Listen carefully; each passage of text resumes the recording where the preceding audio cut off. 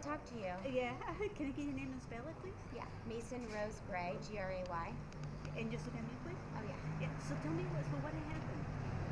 So, long story short, I've told this story all day, so I'm so exhausted, but I'm just so grateful and hopeful that, anybody going through a circumstance can overcome it. I am a traveling nurse, and I traveled out with my camper.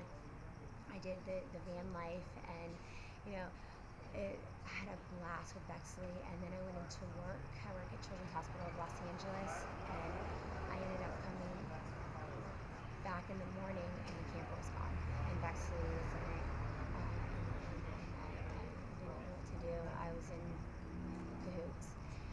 Anyways, I don't want to relive that because that hurt really bad. And so yesterday I was just, a mess. I was crying, and then today I got up and I knew what I had to do to get her back. And so I went to different news sources. I ended up going to UPS, and I got the footage. I went up and down all the different various businesses and houses, and I got a couple more footages. And then I end up taking a break, take a shower, and get home, or go to a friend's house, and I get a call from LAPD and the detective that they found her. And so I'm here, and I'm emotionally exhausted. It was a roller coaster, guys, but I'm so happy. I'm so happy that she's back with me. I have hope. I knew I was going to get her back, but it was just incredible the way that people showed up, whether it be the police officers or the newscaster or friends and family. People just stood up, and it just shows humanity is incredible. And just because there's an unforeseen circumstance doesn't mean that, we can't still have hope. And one day, I found her in one day. Yay! That she's back in my life. I love you, Bexley. You're my baby girl. I'm so happy I have you back. I love you. You're gonna check out the. Spirit back. You're gonna check out the trailer. These two in Sergeant Cardona. And Sergeant Cardona. I'm a lover. Okay, just excuse us. Dude.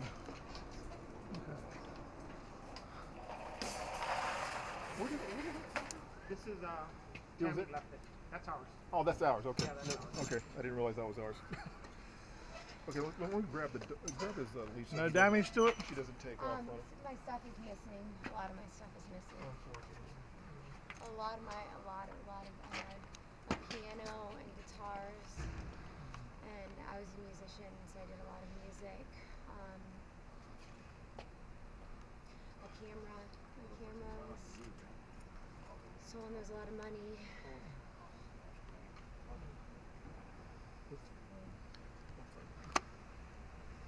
What are you gonna do? I don't know. At least I have Bexley. I love you. I love you so much. I love you.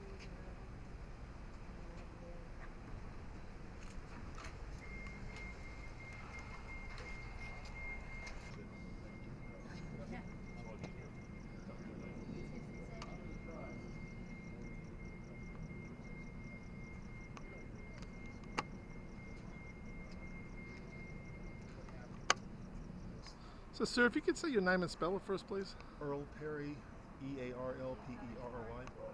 And you're a lieutenant at 77? Yes, I'm the watch commander. And watch commander, what happened here tonight with regards to the ladies' motorhome that went missing?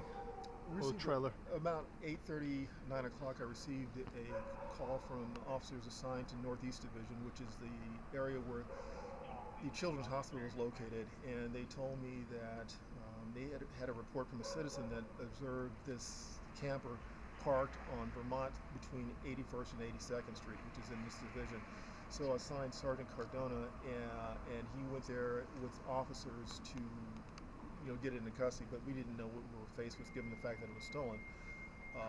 When Sergeant Cardona arrived on scene, he saw somebody emerging from the van.